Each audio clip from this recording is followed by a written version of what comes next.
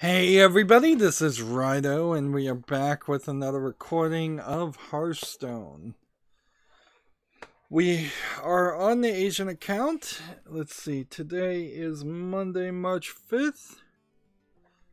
And we've got to do a couple of things. Win with the Hunter 3 times and the Mage and Shaman 5 times. Those are the right things to do to get us up to 5,000. I am a little bit iffy and worried about the new expansion coming out like next week. There's really no evidence to that fact, but it could. And they really don't foreshadow these things very well at all or announce release dates. In fact, they're very bad about getting people on the hype train for new expansions. So let's see what we've got for Mage and Shaman to play to start with. I guess we should be playing ranked. So custom Mage, and don't play the Overload deck because we've been playing that a little too much lately. Turn the audio up. It still looks like in my bar like the audio is way too low, but I don't know. Maybe people just in Hearthstone particularly don't want to listen to the same music that they've heard a million times over. So we've got a decent amount of news today. I'm a little slow. And the weekend, wow. It's like every week now. Every week now it is. I'm saying the same thing, and every weekend it's starting to get to the same thing where I barely did anything. That's not completely true. I did finish what was effectively a 7-hour game in Star Wars The Clone Wars Republic Heroes. Terrible game. The cartoon Star Wars The Clone Wars, I watched some of that, like the beginning couple episodes and then the final episode in each of the 5 seasons plus the Lost Mission. They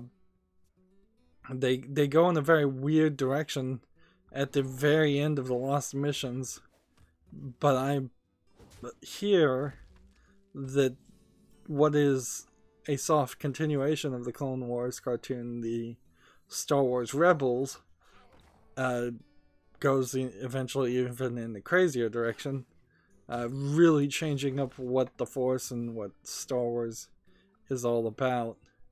I also found out that my first love as far as Star Wars video games, and possibly my only love as far as Star Wars video games, which is Star Wars The Force Unleashed, is kind of heavily mined and copied in Star Wars Rebels. A lot of the concepts are, to the point where it's almost the same story, except for Star Wars Rebels is a kids cartoon, and The Force Unleashed was trying to do more of a hard R style experience.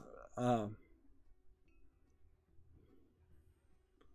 I guess I can kill this one and then do this and then do this and do this and then end the turn.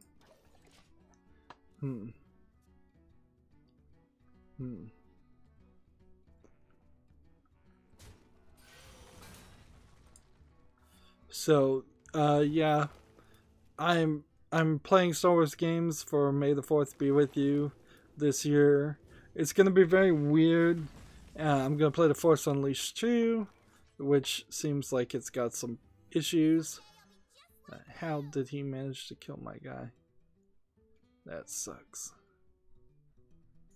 That really sucks.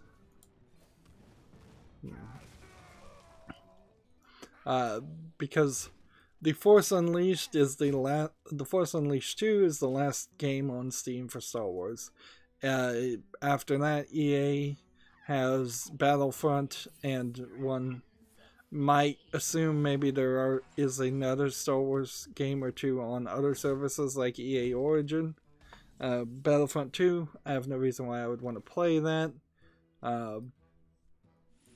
And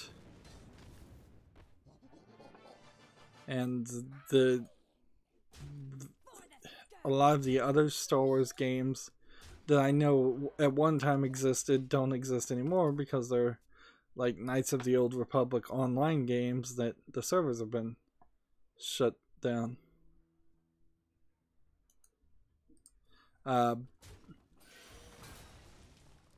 It kind of sucks playing Star Wars, Clone Wars, Republic Heroes because it opens up a door that you might enjoy, implying that there's something here you might enjoy in Star Wars Clone Wars, the TV show. But it's such a terrible game, it doesn't actually motivate you to... after this attacks this one, it also does 3 damage here. What did I just do? What in the world did I just kill? Fail spawn. Secret death rattle, deal damage to all minions. Oh, so I didn't know what the death rattle is. So this could either do 3 damage to everybody, or it could give them +2/+2.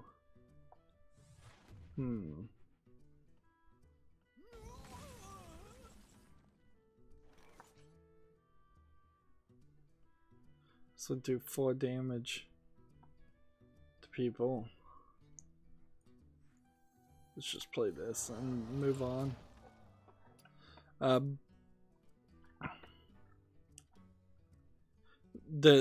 In the Clone Wars game, they introduced this character Ahsoka, who's the apprentice Padawan of Anakin Skywalker, who eventually becomes Darth Vader. It's an interesting story, but the cartoon, from what I skimmed of the episodes, does a much better job in it. The second game introduces Ahsoka pretty poorly in the cartoon, in the Clone Wars cartoon. Just she's there, which makes me almost wonder, was Ahsoka a character who was introduced in episode 2, Star Wars episode 2, the movie, which I seriously doubt that's the case, but I also haven't actually ever bothered to watch the movie, and I still feel like that's the right move. And then at the end of the 5th season, but not the end of the secret Lost Missions 6th season, Ahsoka leaves the Jedi Order, whereas Anakin is still with the Jedi Order. So it goes through this long journey of her being a apprentice who's young and eager to be a Jedi, to being someone who doesn't want to be a Jedi at all. And then she pops up in some small way in Rebels too. So she's this like great alien character. She's animated terribly though. When she's first introduced, she's shown as what you could only describe as, like, she feels like she's a 13-year-old girl alien that's wearing a tube top, stockings, and a skirt with a triangular flap in front of on her belt, which is, and then like knee-high boots. Like, it's all very Star Wars fashion-y, but it's also very weird because you haven't seen kids, with the exception of young Anakin in episode 1. You really don't see kids in the Clone Wars cartoon, as far as I can tell, nor do you see kids really in the Star Wars movies, except for when they are written in for very specific purposes. And it throughout the whole Clone Wars game, I was just thinking, man, does this not look appropriate dress at all? And oddly, as the seasons go on and she grows up, she puts on more clothing. So they address it somewhat. But yeah. And then the Clone Wars game does not look very good. It's a low polygon, so you have the Tomb Raider effect of them potentially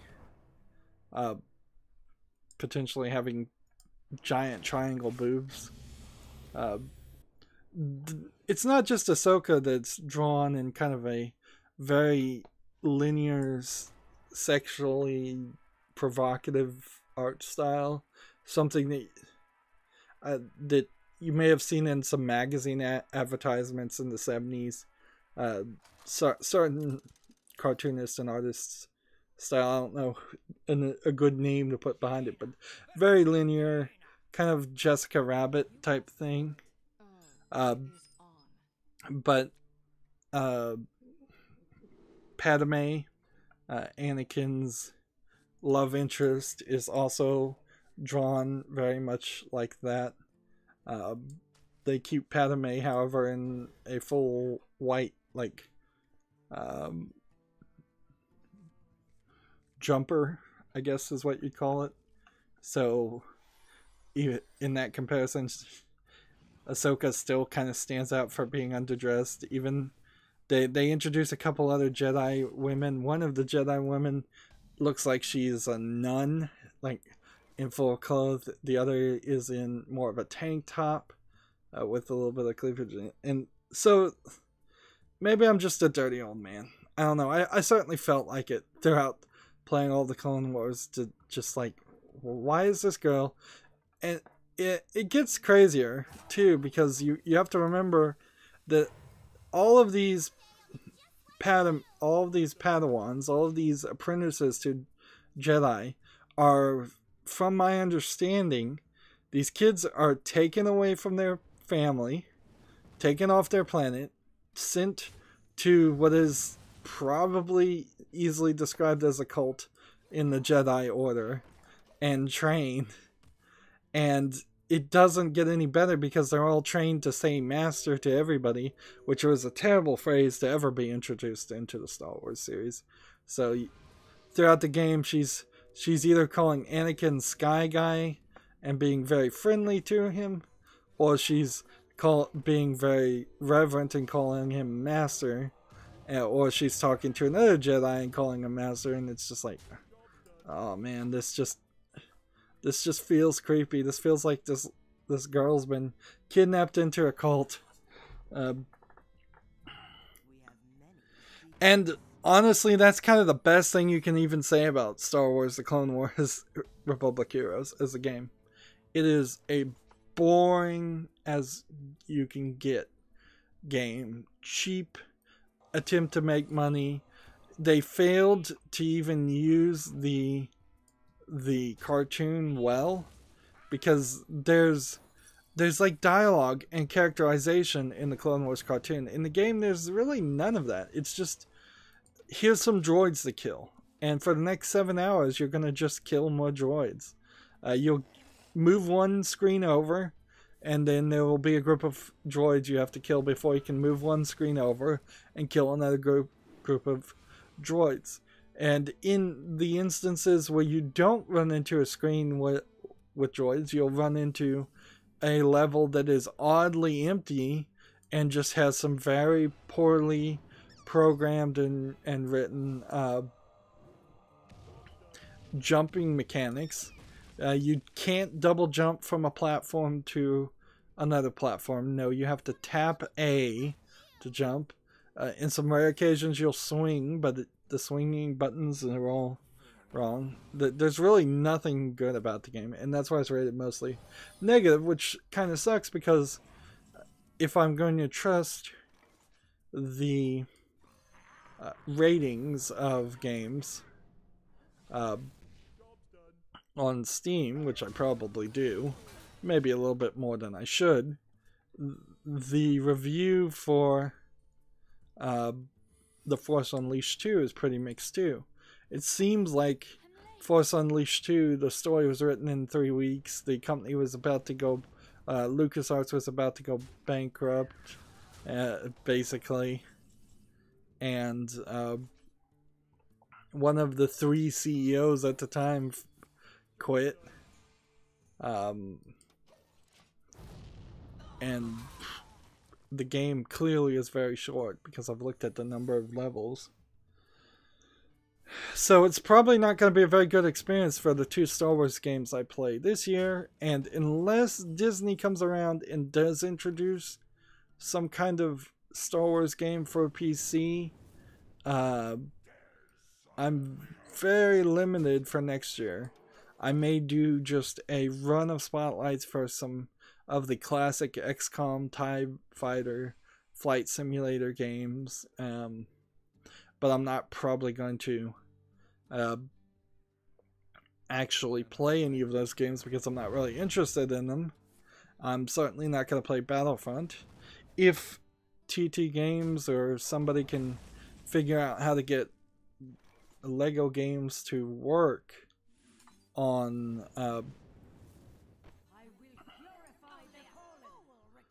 to work on my PC, then I could play Lego the Force Awakens.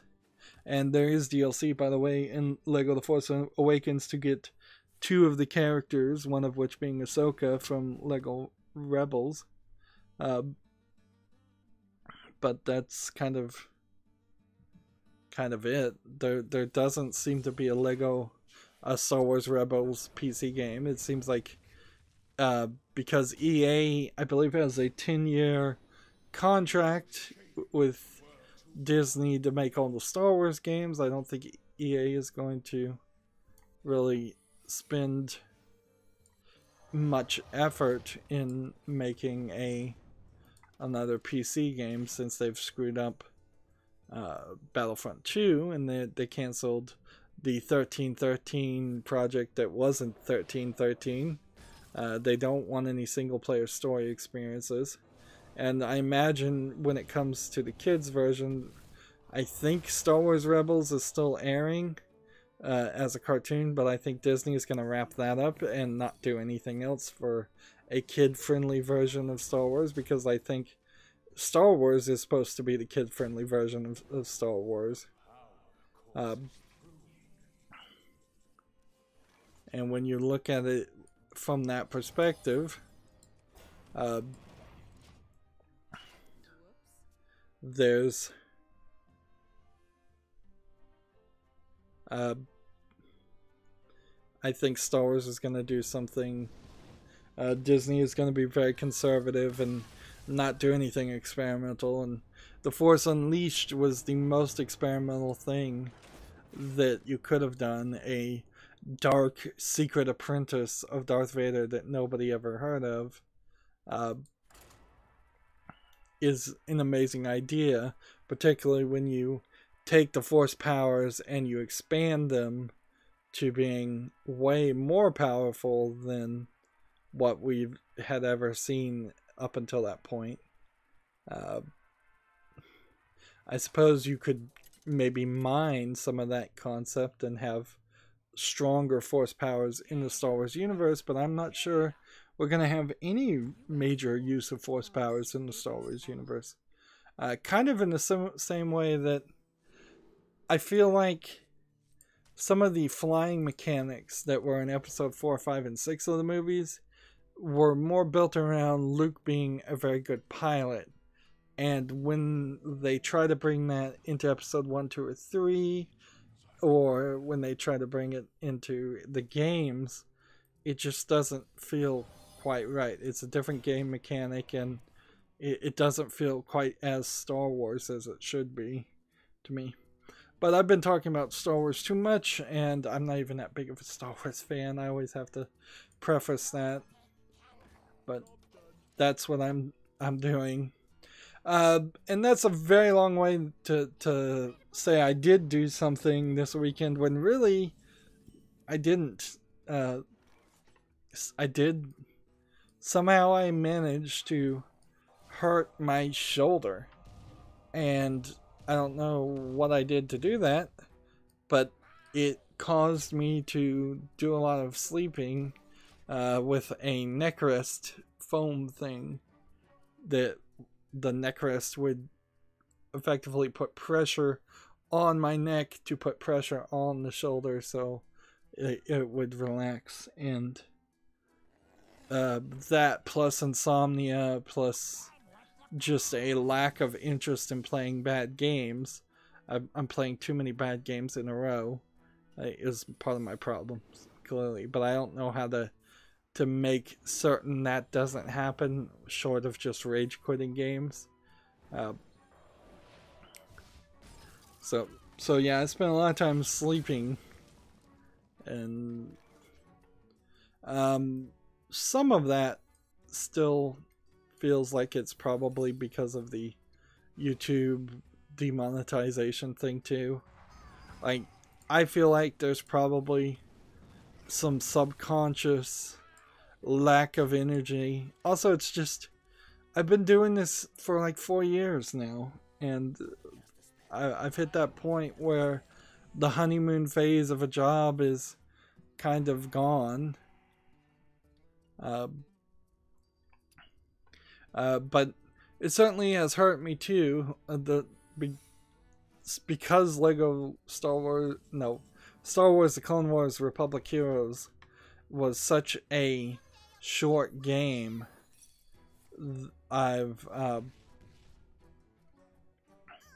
I can't do what I was going to do, which was go to daily releases for that content at least. So I'm thinking maybe I'm not going to go to daily releases at all for some things, and for others I will. And just kind of get half and half. Half of my channel doing one thing, half of my channel doing another, in a scientific A/B test of sorts.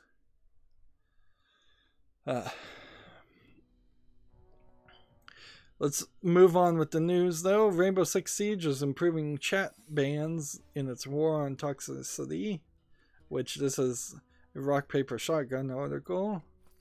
Using that phrase I've come to hate. I didn't think chat was even that bad in Rainbow Six Siege, but let's see. Here's a quote. Depending on how awful they are, players could be banned for 2 days, 1 week, 15 days, or full on forever. Ubisoft calls this the first step to managing toxicity in Rainbow Six Siege, which, again, how bad is it really? Let's see.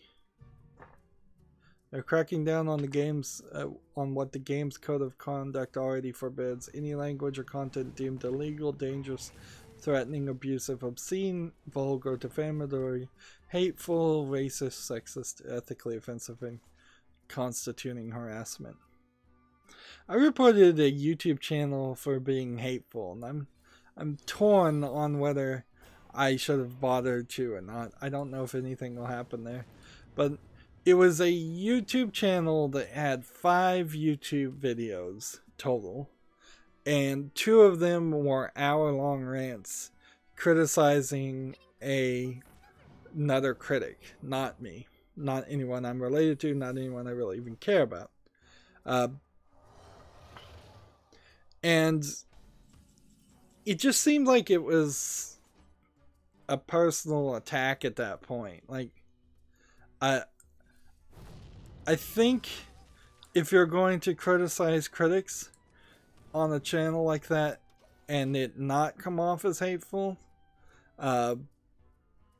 you have to, you probably need to criticize a large group of unconnected people. Like, if I really, really hated Siskel of Siskel and Ebert, and I just had some kind of obsessive need to criticize him.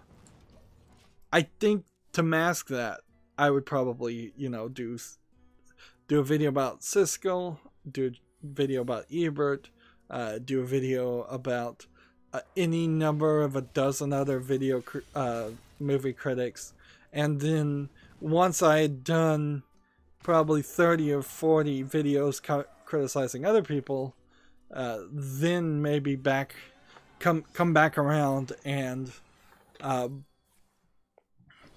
criticize Cisco again. But if you were to not do that and just have 2 videos out of your 5 videos criticizing one person, and then the other 3 videos aren't criticizing anybody, or videos that are even related, it seems like you've hit the level of obsessiveness that's probably unhealthy for the creator. And so I'm not gonna fully try to justify it and say hopefully this helps him get over whatever problem he has and move on with his life, but I kind of wish he would. But I'm also kind of very conflicted there, because I'm also kind of coming around it from an idea of maybe personally not wanting to be criticized as a critic myself, and I want to be aware of that. Like, if somebody made a channel where they were criticizing me, they did have plenty of content to mine from. Like, one video I'd be like, alright, whatever. I mean, as long as he's not drastically stealing content, and I would assume if somebody was making a video of me, they'd still probably be taking lots of clips. So by drastically stealing content, I mean as long as he wasn't uploading full copies of videos, I'd be alright with like 1 video per person criticizing me. Maybe that's not really true, because I certainly have kicked people for saying just sentences of criticism, but mostly because they're just wasting their own time and my time. Like, if you don't like my channel, go away and don't think about it ever again. So yeah, I guess I may have a little bit of a trigger there, is like critics being criticized, me being criticized. But yeah, I think I would report a channel if they had 5 videos and 2 of them were hour-long rants about my channel. On the other hand, that'd probably get me some free coverage. Also, I suppose in a way that it's always gonna go is that the person criticizing the other person is much smaller YouTuber, like, because clearly he has only 5 videos and he's criticizing somebody who's made hundreds of videos.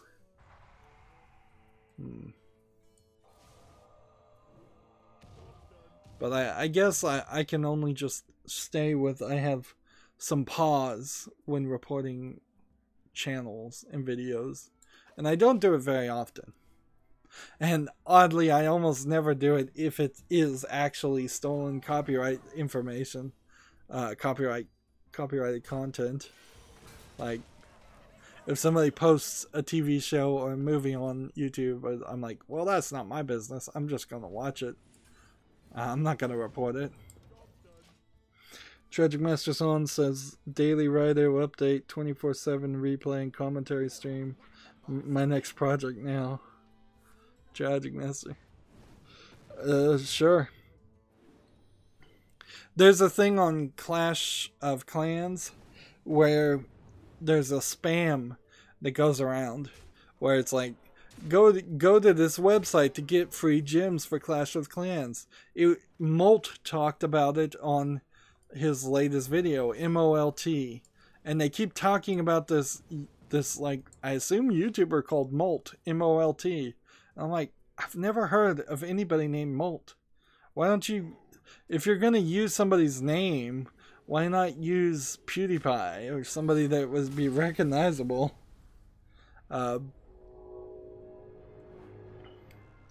Like, and I don't know if there really is a YouTuber called Molt or if it's just a lie.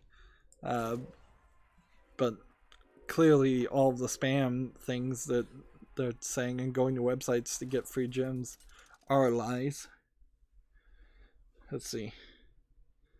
Vice Commander Tyler, I'm still waiting for the DS1 remake. DS1 remake of what?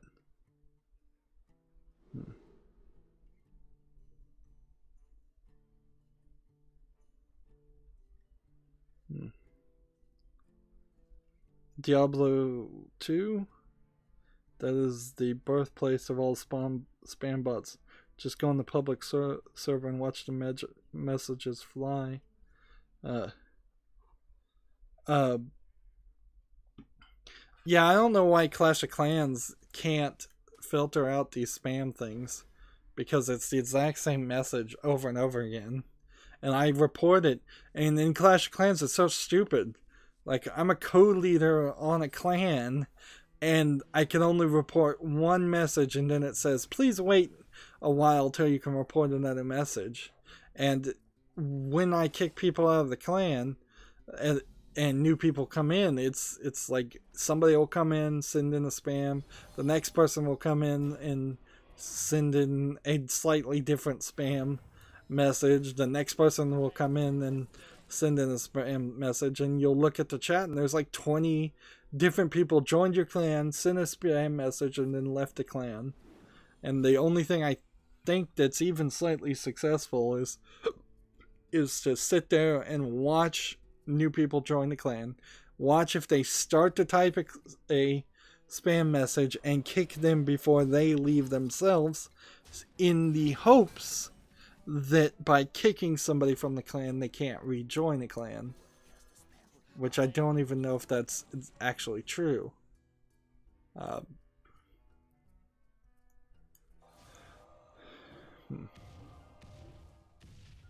just go ahead and kill this.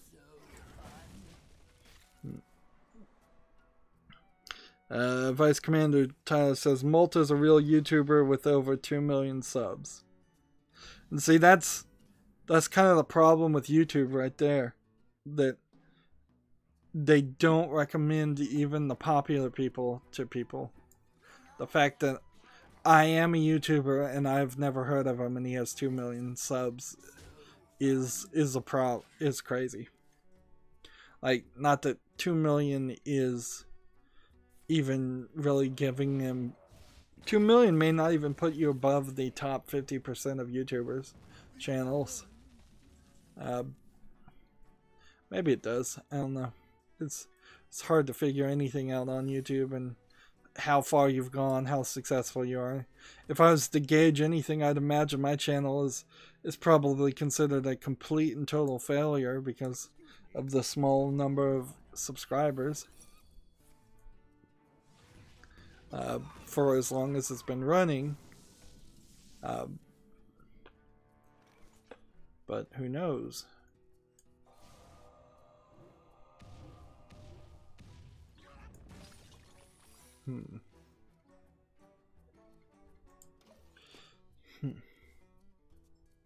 Yeah, Vice Commander Tyler, me neither. I just searched him up.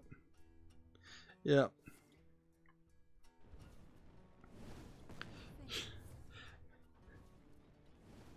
Well, that just gets back to the original points. Like, why use somebody's name that's not even recognizable when you could have just used PewDiePie or, yeah, PewDiePie would be the one. Everybody knows who PewDiePie is. I mean, Vice Commander Tyler says, I mean, on YouTube, people are hitting 1 million subs every second. Yep. It's not hard. I told the story last stream. I came across some video game streamer's website, YouTube channel, and he had 2.6 million views.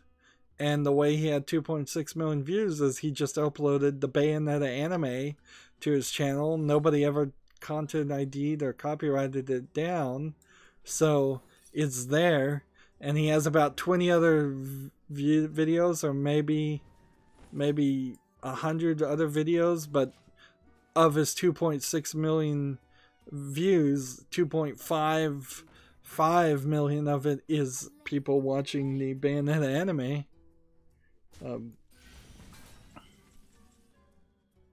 And subscribers don't mean a thing, because when you subscribe, you're not guaranteed to actually see any of the content, because of the way YouTube just screws people over with notifications. I'm still very much having an issue where my own channel does not notify me on my YouTube app when a video goes out, yet YouTube Gaming, which just pulls from the exact same information, will notify me when a video goes out.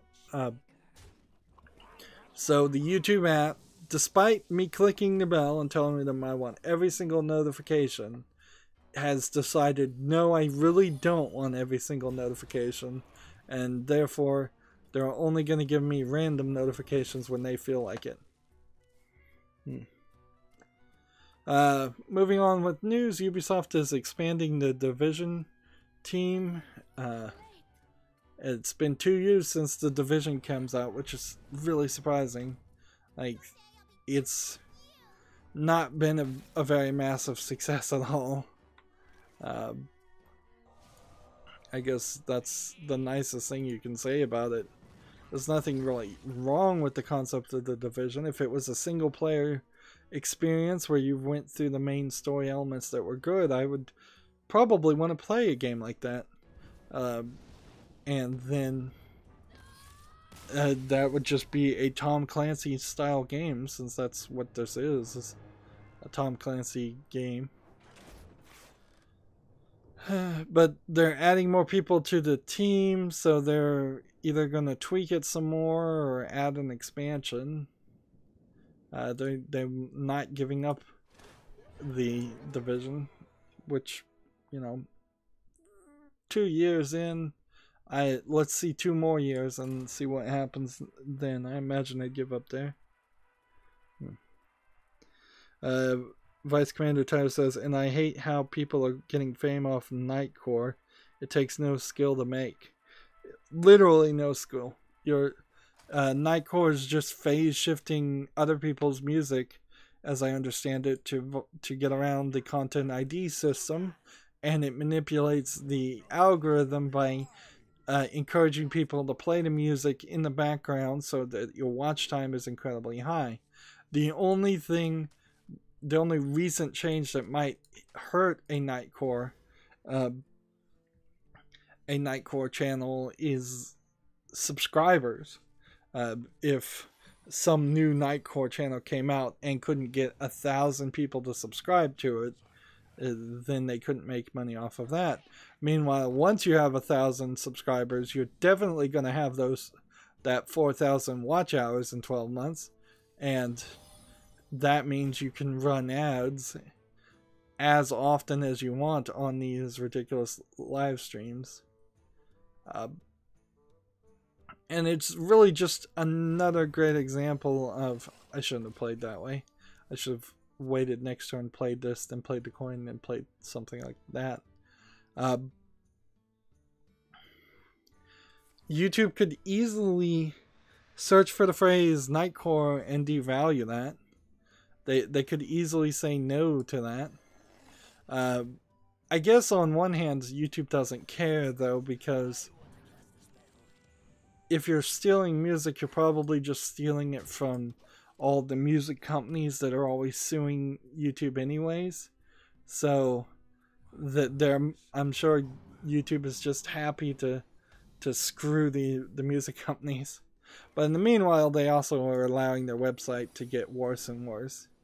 And inherently, that's the problem with YouTube in a nutshell, is that while they're all off doing their special projects to promote specific people like Logan Paul, or do their YouTube Red projects, or do YouTube TV, or make their own YouTube channel instead of actually work on YouTube as a website, They're imposing ridiculous rules and bending over backwards to ensure that in a few years YouTube won't be a good place to go to, which is ridiculous because the Pew reports just came out and it's like 94% of all people use YouTube, and it is way higher the younger you get. So kids in particular, the next generation of viewers, are ready and willing to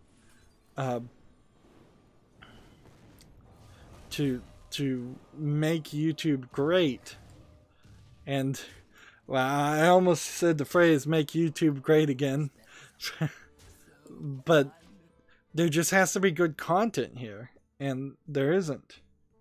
And they're not encouraging good content.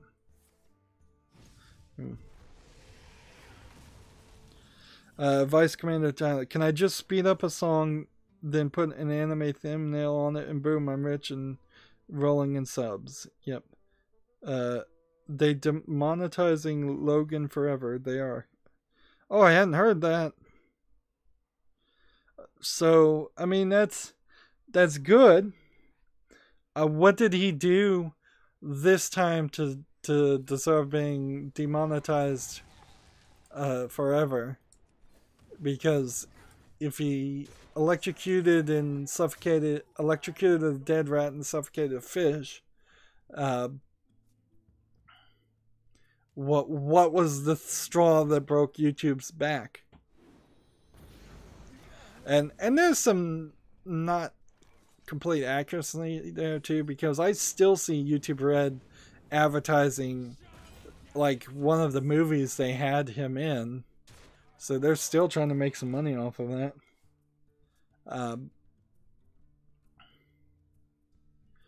Logan Paul still has his merchandising and was probably making a lot more money for that, so I imagine he will decide to go to some other service for monetization and make a little less content on YouTube, but he'll still probably come on YouTube completely all the time to push his merchandise. The truth of the matter is they gave him a slap on the wrist, in my opinion, for the 2-week suspension. There should have been a 30-day suspension after the dead body alone, and then on the second instance, I think by default for most YouTubers jumps up to 90 days suspension, if not full-on termination, which arguably maybe they should terminate him after the dead body in the first place. None of this gets Logan Paul off their channel. They're still being very nice to somebody. Like, imagine somebody like Logan Paul in a McDonald's, let's say, screaming they want their Szechuan sauce. You can't just say, now, Logan, we're not gonna let you scream quite as loud, but you can still stay in the store and stand on the counter. No, that's not how to do it. They should have kicked him out. Like, demonetizing him forever is a good step forward, but honestly, they should show him the boot. They should delete his channel and completely purge him from the system. I imagine he also has like different contracts than everybody else because he's with Disney's web service called Makerspace. I believe that's the name of it. That's part of the reason, I assume, why rules don't apply to him.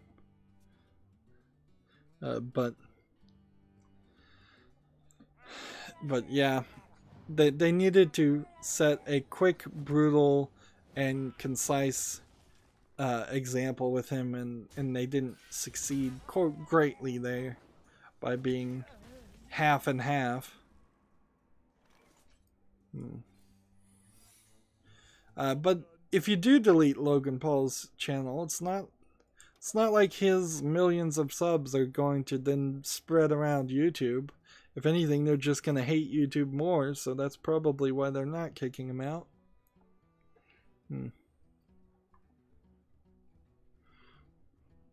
Vice Commander says tasing dead rats, that's what he did. Well, that was what got him the 2-week suspension. So maybe they just decided to enforce it more. Because he was demonetized for 2 weeks and then they turned it back on. Gamasutra has an article saying for the first time the Oculus Rift is the leading VR headset on Steam, which is not really that amazing when you consider that's just because the HTC Vive was so much cheaper. Let's see. Also, I would say the Oculus Rift is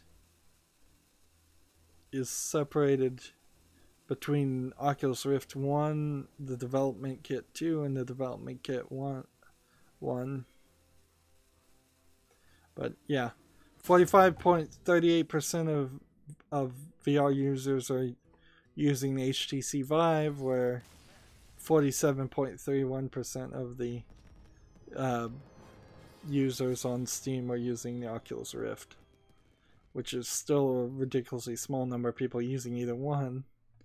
And I think that number is going to start going smaller. Let's see. I'm going to come over here before we break this up. And let's just... Not that I don't believe Vice Commander Tyler, but I'm going to look up Logan Paul on Google and see what the news says about him. Like, CNN Money on February 27th said YouTube re-enables ads on Logan Paul's videos following suspension. Verge, February 9th, 2018. Logan Paul learned nothing. Let's see. Is there a better way to search news tab? Logan Paul said he was going to fight KSI in a boxing match, which was one of the things that I had kind of heard from the YouTube drama, like sphere, but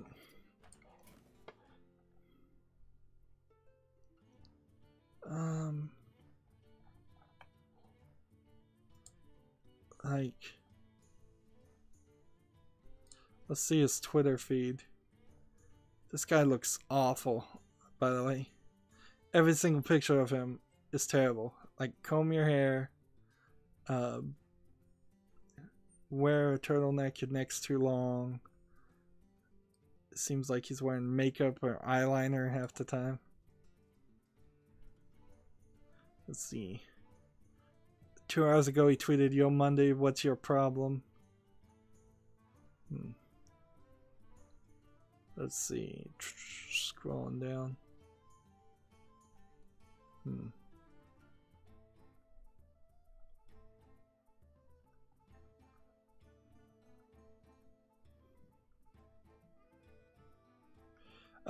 February 20th, new video moving forward, go watch.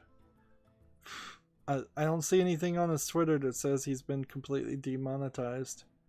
I think your story might have been a little bit wrong. Yeah, because I'm not seeing any corroborating information. Or maybe Vice Commander has some inside information that nobody else knows. They should permanently demonetize him and kick him out, but yeah, it's a tough decision when you've got somebody who's bringing all the eyes to your channel in a bad way and bringing a lot of subs to your channel. I mean, it could certainly backlash, and I think what YouTube would like to see is Logan Paul just kind of fade away into obscurity. Well, I guess what I should do is see if I could get 3 more games in the next recording with a shaman or a mage and play just casual. I know we were playing on ranked and just being real chill about it. Now that you have to get 5 wins to go up 1 rank level, even the lowest ones, that's